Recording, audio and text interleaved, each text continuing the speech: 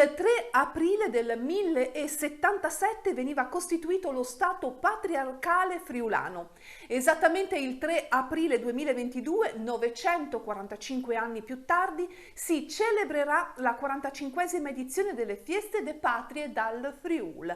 La cerimonia religiosa e quella civile sono in programma a Vito d'Asio, comune del Friuli occidentale, pronto ad accogliere il testimone da Udine che ha ospitato la manifestazione lo scorso anno. Il ricco programma della Fieste, organizzata quest'anno dal comune di Vito d'Asio con il sostegno della regione Friuli Venezia Giulia e dell'Arlef, è stato presentato ieri nella sede di Udine della regione.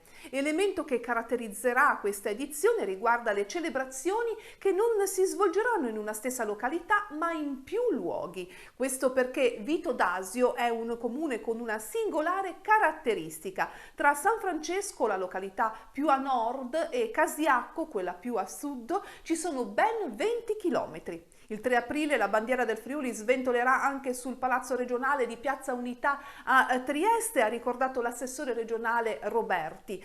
Questo perché la Fieste riguarda l'intera istituzione Friuli Venezia Giulia. Una considerazione importante è questa che voglio sottolineare. Si tratta infatti di un pezzo di storia fondamentale per tutti, per l'esistenza stessa della regione.